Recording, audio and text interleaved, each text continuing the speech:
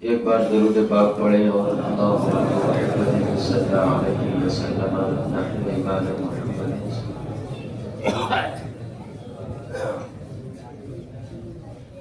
دو تین شعر پیش کرتا ہوں، سماعت فرمائیں۔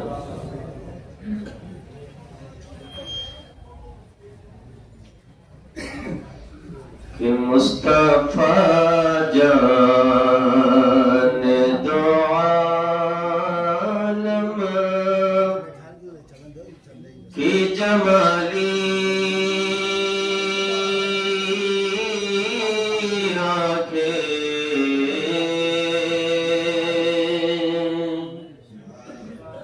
مصطفیٰ جان دو عالم کی جمالی آنکھیں، سارے عالم میں نہیں ایسی نرالی آنکھیں، سارے عالم میں نہیں ایسی نرالی آنکھیں، اور جن نگاہوں نے شہیدی کی زیارت کی ہے،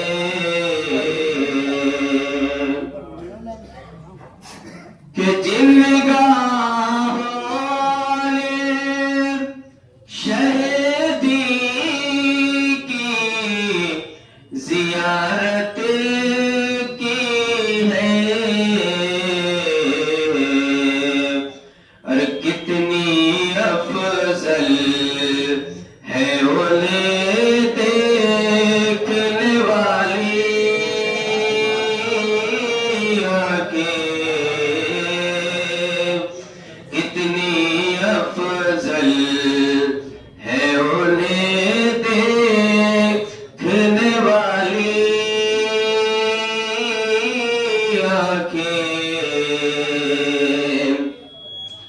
اور دیکھنے کے لیے سرکار مدینہ کا جمال،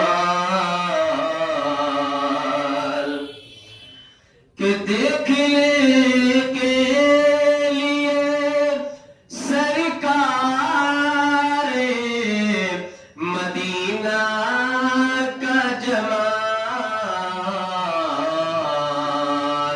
اور یا خدا بخش دے ہم کو تو بلالی آنکھیں، یا خدا بخش دے ہم کو تو بلالی آنکھیں، یا خدا بخش دے ہم کو تو بلالی آنکھیں۔ درود پاک پڑھیں، اللہم صلی علی سیدنا مولانا محمد مبارک وسلم، صلاۃ و سلام علیک یا رسول اللہ صلی اللہ علیہ وسلم۔ مسجد شاید کی پوری فل ہو چکی ہے، اوپر کی منزلیں فل ہو گئی کیا؟ ایک بار بتا دیں تو پھر ویسی سیٹی اس کی بند کر۔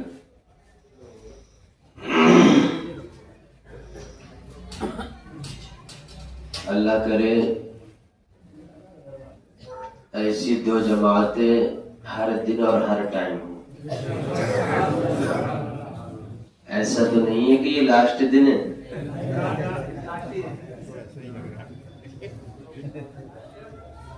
ایک بات میں آپ کو بتاؤں، اس رمضان کے مہینے کا اس سال کا تو یہ آخری دن ہے، اور پتہ نہیں یہ ہم میں سے کس کس کا لاسٹ دن ہو زندگی؟ کتنے چہرے آنے والے رمضان تک سونے ہو جائیں؟ ہر مہینہ ہر سال سب کے لیے یکساں نہیں ہوتا. وقت کو غنیمت جانے. سمجھ رہے نہیں؟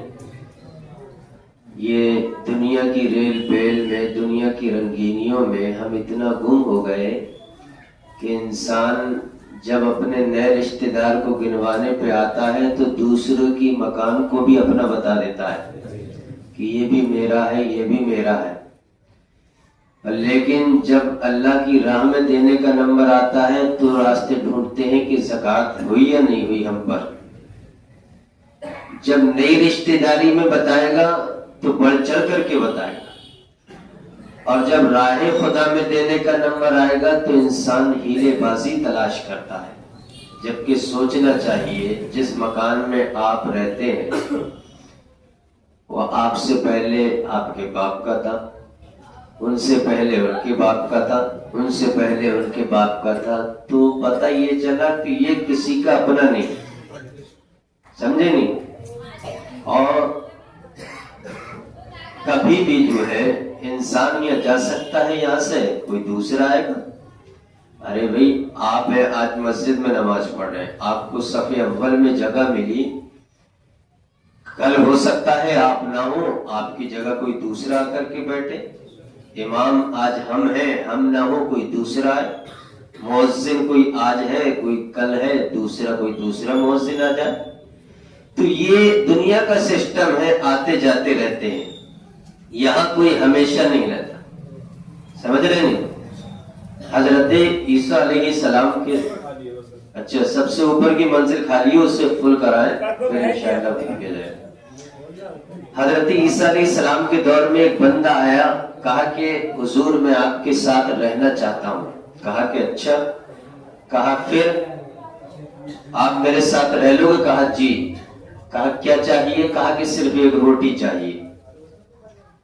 کہا ٹھیک ہے ایک روٹی مل جائے گی آپ کو. حضرت عیسیٰ نے 3 روٹی منگائی بازار سے، اللہ کے نبی ہیں. 3 روٹی منگائی، ایک خود کھائی انہوں نے. حضرت عیسیٰ علیہ السلام نے ایک اس بندے کو دی، کیونکہ اس نے خود کہا تھا کہ میں ایک روٹی کھانا چاہتا ہوں. ایک روٹی وہاں رہ گئی. حضرت عیسیٰ علیہ السلام نے کہا اس بندے سے، کہا کہ تم یہیں بیٹھو، میں آتا ہوں. وہ روٹی وہیں رکھی ہوئی تھی. جب آپ واپس آئے تو وہ روٹی غائب تھی. تو آپ نے آ کر کے پوچھا کہ وہ روٹی کہاں ہے تیسری؟ کہا کہ مجھے نہیں پتا. کہا مجھے نہیں پتا. تو حضرت عیسیٰ علیہ السلام نے کہا اچھا ٹھیک ہے. آپ نے ایک مرغا منگایا، مرغے کو کاٹا، آدھا اسے کھلایا، آدھا خود آپ نے کھایا. پھر کہا کہ یہ ہڈیاں ہیں مرغے کی، ان پہ آپ نے ہاتھ پھیرا، مرغا جو ہے اپنے راستے چل پڑا. ہڈیوں پہ ہاتھ پھیرتے ہی مرغا زندہ وہ چل پڑا. تو آپ نے کہا کہ دیکھو تمہارا پیٹ میں مرغا ہے، پیٹ بھرا ہوا ہے. کہا کہ جی. کہا کہ میں نے بھی کھایا، لیکن یہ میرا معجزہ ہے کہ میں نے ہڈیوں پہ ہاتھ پھیرا، مرغا زندہ ہو گیا. کہا اب تو بتا دے تیسری روٹی کس نے کھائی؟ کہا کہ مجھے پتا ہی نہیں ہے، میں نے نہیں کھائی. کہا کہ اچھا. آپ نے اس کا ہاتھ پکڑا، دریا کے کنارے لے کر کے گئے. کہا کہ چلو میرے ساتھ دریا کو پار کرتے ہیں. دریا کو پار کرنے کے لیے جب کہا تو کہا کہ حضور میں تو ڈوب جاؤں گا، اس میں بہت گہرا دریا ہے، کیسے چل پائیں گے؟ کہا کہ میرے ساتھ ہے تو تو ڈوب نہیں سکتا. اللہ والوں کے ساتھ جب بندہ جڑ جاتا ہے ان کے ساتھ وہ نقصان نہیں پا سکتا. چلے اسے دریا سے پار کرا دیا، پار بھی ہو گئے، ڈوبے بھی نہیں، یہاں تک کہ پیر بھی نہ بھیگے. کہا کہ دیکھا تو نے میرے معجزہ؟ کہا جی. کہا کہ اب تو بتا دے تیسری روٹی کس نے کھائی تھی؟ یعنی آپ بتانا چاہتے تھے کہ جب میں ایسا کر سکتا ہوں تو میں یہ بھی بتا سکتا ہوں تیسری روٹی کس نے کھائی تھی. کہا کہ حضور مجھے پتا ہی نہیں ہے. کہا کہ اچھا. آپ نے جب دریا پار کیا تو اس ایک چٹیل میدان تھا، وہاں پر آپ نے کنکری پڑی تھی. کہا کہ کنکریوں کو اکٹھا کرو، پتھروں کو اکٹھا کیا، اس کے 3 ڈھیر بنائے. آپ نے اس پر دم کیا، دم کرنے کے بعد وہ تینوں ڈھیر سونے کے بن گئے۔ اللہ والے چاہتے ہیں تو مٹی کو بھی سونا بنا دیتے ہیں۔ حضرت محبوب الہی نظام الدین اولیاء کی بارگاہ میں ایک بندہ ہے، کہا حضور بہت غریب ہوں، کرم فرمائیں۔ آپ نے کہا پتھر اٹھا کر کے لاؤ۔ پتھر اٹھا کر کے لایا، آپ نے 3 مرتبہ سورہ اخلاص پڑھی، وہ سونے کا بن گیا۔ نظام الدین اولیاء، یہ جن کے مزار پہ ہم جاتے ہیں۔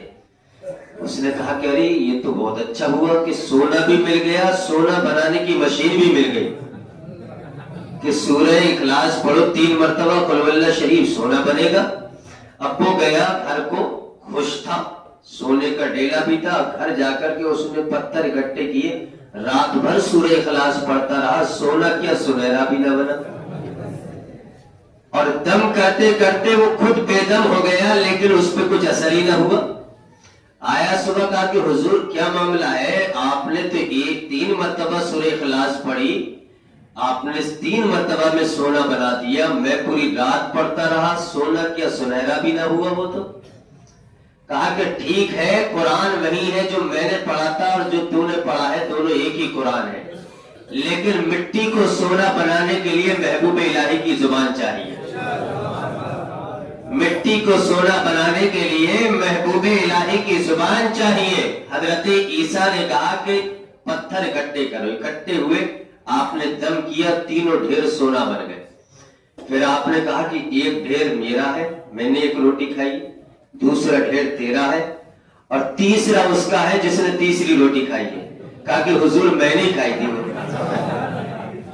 تو یہ معاملہ ہے ہماری قوم کا کہ جب نمبر آتا ہے بتا گا تو دوسرے کے مکان کو بھی اپنا بتا دیتا ہے، لیکن جب نمبر آتا ہے زکات دینے کا تو کہتے ہیں نہیں حضرت وہ تو میں نے بچوں کے لیے لیا ہے، وہ تو میری بیوی میکے سے لے کر کے آئی ہے زیورات، تو اس پہ زکات میں کیسے ادا کروں؟ پیاز کے مال پہ زکات کیسے ادا کرو؟ آپ رکھ تو بڑے شوق سے لیتے ہیں، زکات کا نمبر آتا ہے تو مسئلہ پوچھتے ہیں۔ پیاز کے مکان پہ، پیاز کے مال پہ، حرام کے مال پہ، سود کے مال پہ، رشوت کے مال پہ زکات نہیں، کیونکہ زکات تو پاک ہے نا، اور ناپاک مال پہ زکات کیا ہوگی؟ اگر آپ کے اوپر کوئی بچہ پیشاب کرتے تو آپ اس کو نالی کے پانی سے صاف کرنا چاہے تو وہ تو اور گندگی بڑھے گی نا، گندگی کو پاک سے پاک کیا جائے گا نا، پاک پانی سے۔ تو آپ نے جو مال کمایا ہے محنت کا، اب اس کی زکات ادا کرنے کے لیے آپ کو اپنا پاک مال دینا پڑے گا۔ تو آج وقت تو ہے نہیں کہ میں آپ سے تقریر کر سکوں، تھوڑی ہی دیر میں انشاءاللہ جماعت قائم ہوگی، پھر اس کے بعد دوسری جماعت ہوگی۔ تو میری گزارش یہ ہے کہ لاسٹ دن ہے یہ رمضان المبارک کا، اور آج کی رات میں اللہ کو یاد کر لینا۔ میرے پیغمبر نے فرمایا ہے جو آج کی رات عبادت کرے گا، جب کائنات کے سارے دل مر جائیں گے اس بندے کا دل نہیں مرے گا جو آج کی رات عبادت کرے گا، دل زندہ رہے گا۔ تو آج کی رات عبادت کرنا ہے، آج تو لاسٹ دن ہے، اب چاند دیکھیں یا نہ دیکھیں، گواہی دیں یا نہ دیں، کل ہم عید کی نماز پڑھیں گے انشاءاللہ۔ آپ پڑھیں گے؟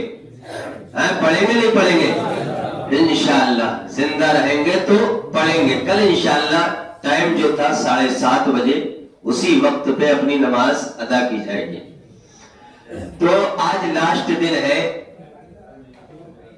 اب ایسا سنہرا موقع اگر اللہ نے زندگی میں رکھا تو 1 سال کے بعد آئے گا۔ کتنے اچھے اچھے لوگ میرے سامنے، میری جانکاری میں کچھ لوگ ایسے تھے کہ پچھلے سال بیچارے صف اول میں تراویح پڑھتے تھے، آج وہ اسپتالوں کے اندر موجود ہیں۔ کتنے لوگ ایسے تھے؟ 1 منٹ کے اندر بندہ ڈاکٹر کے حوالے ہو جاتا ہے، 1 منٹ کے اندر، اور ہمارے منصوبے ہیں صدیوں کے، جبکہ اس قوم کی امت، اب اس امت کی عمریں 100 کے پار تو جانا بڑا مشکل ہے۔ اب 100 سال کی عمر والے بوڑھے کہاں ملتے ہیں؟ بزرگ ملتے ہی نہیں ہیں۔ اب تو اگر سفید داڑھی والا کوئی بزرگ ہے تو اسے موقع غنیمت سمجھو آپ کہ یہ ہمارے درمیان بزرگ موجود ہے، ورنہ آج کے دور میں آپ ڈھونڈے کوئی عمر دراز مشورے دینے والا پہلے کے بوڑھے ایسے تھے کہ وہ اپنے تجربوں سے وقت بتا دیا کرتے تھے، ماحول بتا دیا کرتے. یہ گھڑیاں تو اب چلی ہیں، پہلے تو لوگ آسمان کو دیکھ کر کے ہی افطار کیا کرتے تھے، آسمان کو دیکھ کر کے ہی سحری ختم کیا کرتے تھے. آج تو آپ کو الارم بھی بولنا ہے، مسجد سے بولنے والا بھی اعلان کرے گا، تب جا کر کے آپ بیدار ہوتے ہیں. اگر نہیں اعلان ہوا تو صبح کو آ کر کے شکایت کرتے ہیں. تو اتنی سہولتیں آپ کو ملنے کے باوجود بھی پھر بھی ہم نے ہاتھ راہ خدا سے کیوں کھینچا؟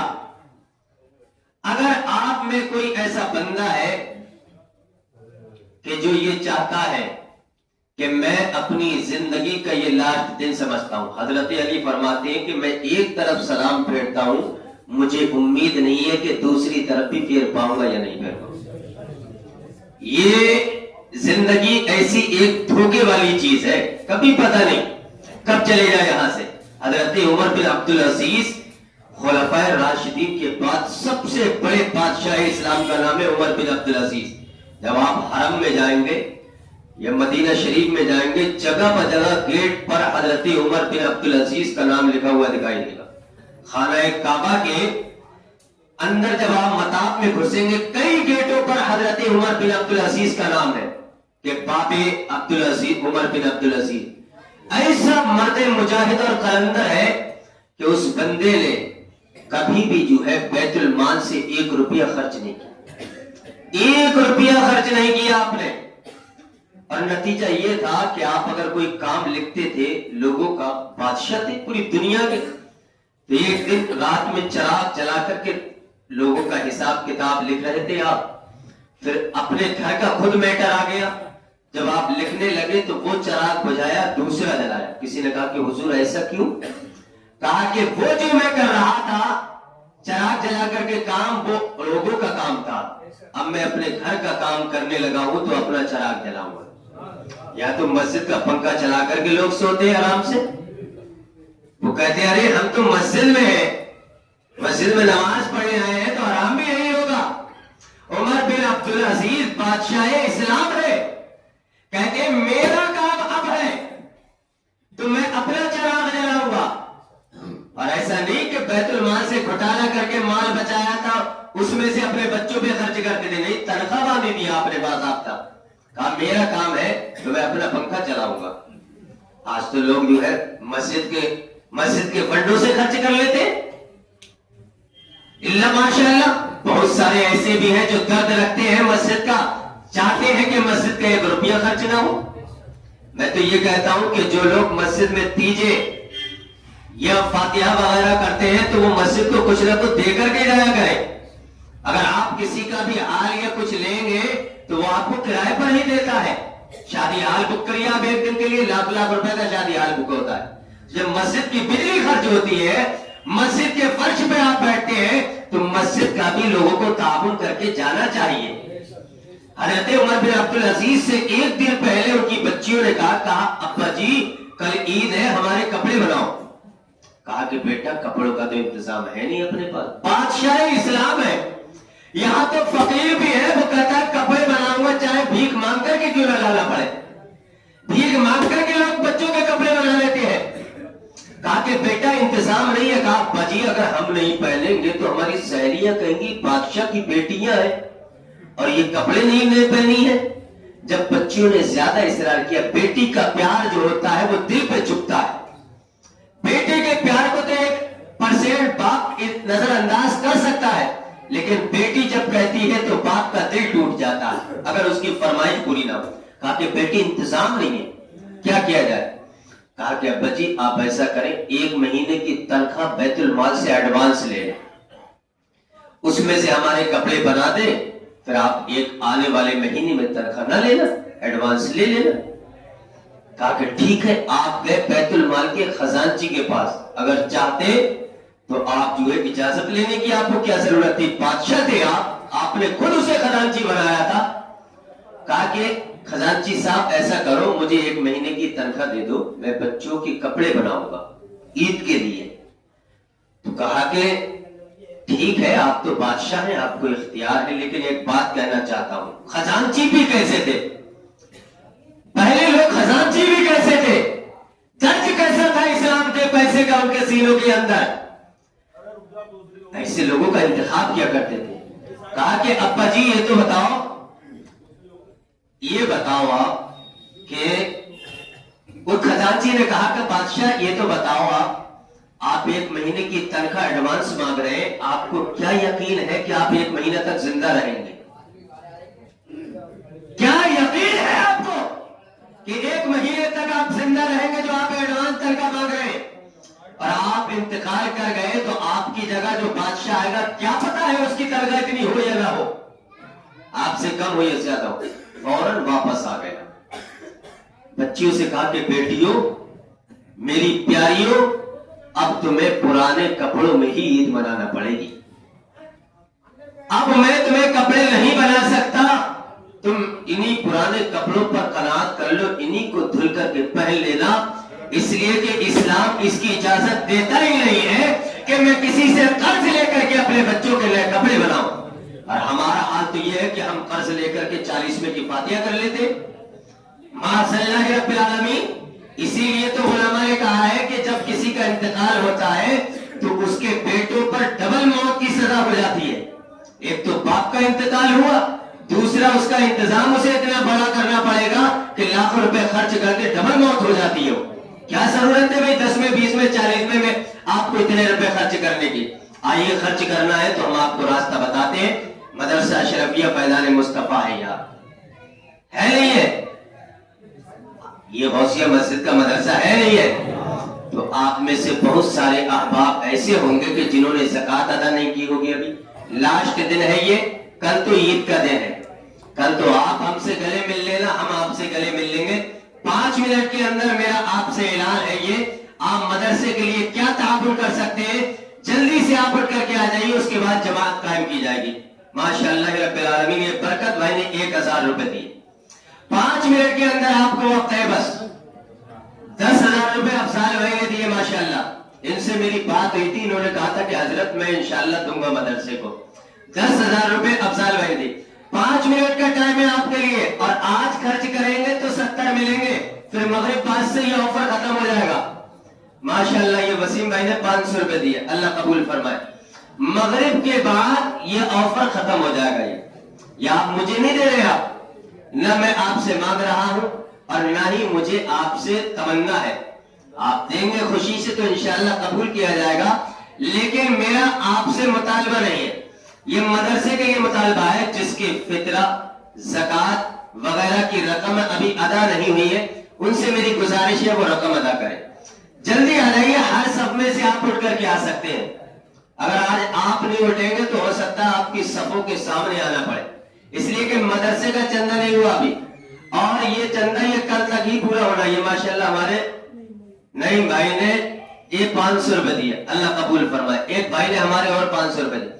अरे खुदा के बंदो, आज तो लाज रख लो, मगरिब बाद ये ऑफर खत्म हो जाएगा। आज आप उठ करके आ जाए, जल्दी से आ जाइए आप। ये देखिए प्यारे भाई ने 200 रुपए दिए, अल्लाह कबूल फरमाए। हमारे ये बच्चे रेहान ने 50 रुपए, इस्लाम भाई ने 500 रुपए दिए, उस्मान भाई ने 100 रुपए दिए। उस्मान भाई अरे 100 रुपए तो आप हमें भी दे देते हो, मदरसे के लिए कुछ ज्यादा कर जाओ। माशाअल्लाह, अल्लाह ताला कबूल फरमाए। लोग मानते हैं बात, इसलिए कि हमने आज तक किसी से अपनी जात के लिए मुतालबा नहीं। हमारे भाई ने 100 रुपए दिए, एक भाई ने और 100 रुपए, ये हमारे भाई साहब ने दिए, इब्राहिम भाई ने 500 रुपए, ये हमारे डॉक्टर सलीम साहब के भाई ने 500 रुपए दिए, ये 400 रुपए शमीम भाई ने दिए, अल्लाह कबूल फरमाए। ऊपर जो हजरात हैं उनसे मेरी गुजारिश है, एक बंदा खड़ा हो जाए, 2 बंदे हर मंजिल में, और मदरसे का ताबो इकट्ठा करें। अनवार भाई ने 200 रुपए दिए, एक भाई ने और 50 रुपए दिए, एक भाई ने और 100 रुपए दिए, अल्लाह कबूल फरमाए। हमारे रिहान के नाना ने दिए 100 रुपए, अल्लाह कबूल फरमाए। आप लोग भी उठ करके आ जाओ, 150 रुपए तो आप दे ही सकते हो ना, कम से कम नीचे के लोग तो लाज रखो। आप तो वो लोग हो जो तकरीर सुनने के लिए 12 बजे आकर के बैठते हो। तकरीर इंशाअल्लाह अगले जुमा से होगी, आज तो 11 बजे आगे माशाअल्लाह। देखिए ये भी अल्लाह का इनाम है, और तकरीर इंशाअल्लाह अगले जुमा से आप सुनेंगे बाज़ाब्ता। अभी तक तो मसाइल सुन रहे थे, ये हमारे आबिद भाई के साहबजादे ने 200 रुपए दिए, अल्लाह कबूल फरमाए। और जो मेरे भाई हैं उनसे मेरी गुजारिश है उठ करके आए, कुछ दें आप। 50 دے, 100 دے, 200 دے, آپ آ سکتے ہیں, دے سکتے ہیں مدرسے کے لیے. اور یہ وہ مدرسہ ہے کہ جو سال بھر میں کبھی اس کا چندہ نہیں ہوتا. تو ماشاءاللہ آپ لوگوں نے ہی مسجد کو یہاں تک پہنچایا اللہ کے فضل سے, اور مدرسہ بھی آپ کے تعاون سے ہی چل رہا ہے. تو آپ حضرات سے میری گزارش ہے کہ تعاون لے کر کے آئیں. آپ جتنی جلدی فارغ ہو جائیں گے اتنی جلدی جماعت قائم ہو جائے گی. مدرسے کا آپ تعاون ضرور کریں. یہ ماشاءاللہ ہمارے شکیل بھائی صدر صاحب نے, ان کے بچوں نے, شعیب بھائی نے بھی 10,000 روپے دیے تھے, سہیل بھائی نے 5,000 روپے دیے مدرسے کے لیے, اللہ قبول